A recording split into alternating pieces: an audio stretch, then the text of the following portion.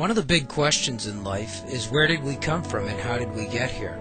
Was life created by God, or did life come about by some other means? According to Charles Darwin, the origin of life could be explained without God. Darwin's theory of evolution proposes that life evolved from the simplest organisms to the most complex over billions of years. In this program, we will investigate what the theory of evolution is all about and whether or not it really makes sense. Let us start by summarizing what the theory of evolution says and what it means about the origin of humanity. Long ago, atoms combined into molecules, and those molecules combined to form more complex molecules. Then one day, billions of years ago, these molecules organized and came to life in the form of the first living organisms. About 3 billion years ago, through random chance, simple cells were formed, then more complex cells. Through mutations and over billions of years, these simple living forms transformed through a long series of gradual changes into all of the organisms and plants that have ever lived. According to evolutionary theory, all of this happened through random chance, gradually and over billions of years. Since all life is just the result of the random accidents of evolution, there is nothing beyond life.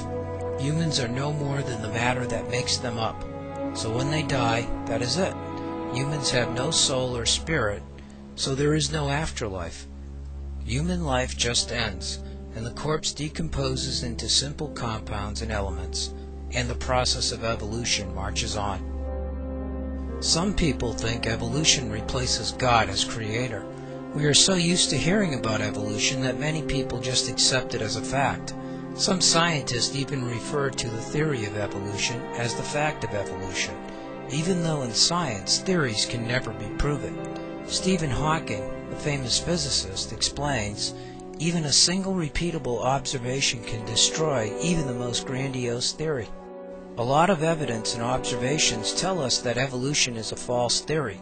Let's look at some of the problems with the theory of evolution.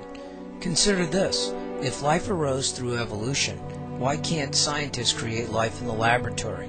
After all, according to the theory of evolution, creating life is really only a matter of putting the right atoms together. Scientists are actively pursuing cloning, but all they are doing is manipulating living matter. They didn't create the living matter, so no one has ever succeeded in turning dead atoms into living organisms, even though a lot of intelligence has been put into it. If brilliant scientists can't create life in a lab, then why would anyone believe that it could just happen by accident? Does it really make sense that lifeless atoms could begin to live anyway? How is it possible that dead matter could begin to think, and to become conscious, and to have a memory? As one writer put it, you can't get something from nothing. How is it possible to get living functions from something that is dead? Science has no answers for these questions. For many years, scientists tried to cause evolution to occur in fruit flies through mutation.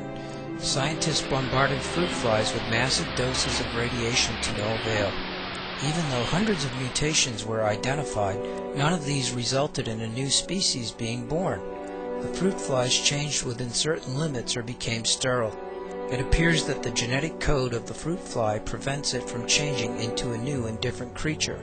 So even intelligent scientists working for many years since the early 1900s have been unable to cause the fruit fly to mutate and change into another creature. Once again, if intelligent scientists were unable to cause the fruit fly to transform into a new species using massive doses of radiation, how can we believe that it could occur by random chance? Another problem with evolution is that it fails to explain where the atoms came from that supposedly combined into creatures.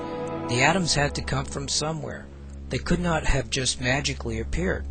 For clues about the origin of the universe, one has to look to the Big Bang theory, which is causing many scientists to grudgingly accept that there had to be a creative force behind the universe. Advances in science and instruments that help us to understand how the universe formed have led to a revolution in cosmology. A growing body of data supports the Big Bang theory, which proposes that the matter that forms the universe came into existence through a massive explosion over 15 billion years ago and has been expanding ever since. Even science now claims that the universe is not eternal, and that it had a beginning and was created from nothing. If the universe had a beginning, then it must have had a beginner. Astronomer Robert Jastrow summarizes the reality now faced by science. For the scientist who has lived by his faith in the power of reason, the story ends like a bad dream. He has scaled the mountains of ignorance. He is about to conquer the highest peak. As he pulls himself over the final rock, he is greeted by a band of theologians who have been sitting there for centuries. Even the renowned physicist Stephen Hawking sees the universe as the product of the mind of God. Yet the theory of evolution fills the pages of textbooks and magazines, and any attempts to teach other viewpoints have been suppressed in our supposedly free society. But if scientists are so certain that evolution is the way that life came to exist, why would they say the following things? Paleontologist Niles Eldredge states, "No wonder paleontologists shied away from evolution for so long. It never seems to happen. When you do see the introduction of evolutionary novelty, it usually shows up with a bang, and often with no firm evidence that the fossils did not evolve elsewhere. Evolution cannot be forever going on somewhere else." Yet that's how the fossil record has struck many a forlorn paleontologist looking to learn something about evolution. Jerry Coyne of the Department of Ecology and Evolution at the University of Chicago arrived at the following conclusion. "We conclude unexpectedly that there is little evidence for the neo-Darwinian view.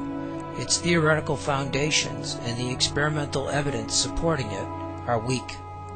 Even these famous evolutionists admit that evolution isn't supported by the fossil data in experiments. This really isn't surprising, since the theory of evolution violates the second law of thermodynamics, which states that things become more disordered over time. Metals rust and corrode, the sun will eventually burn out, and weeds spread on your lawn, and the paint on your car chips and fades. Everything tends towards disintegration and disorder, but the theory of evolution tells us just the opposite, that life gets more organized and complex over time. So the theory of evolution is at odds with an important scientific law which has always been found to be true through countless experiments.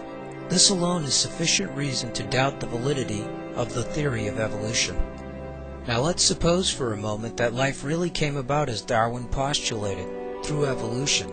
That would mean that there would have to be millions of in-between species or transitional forms. Say that over millions of years, seals evolved into land animals.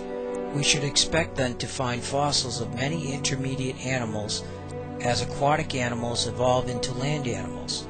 Scientists call these intermediate animals transitional forms. The fossil record should be packed with transitional forms, since millions, if not billions, of intermediate forms of organisms would be required as life evolved from single-cell organisms into complex mammals.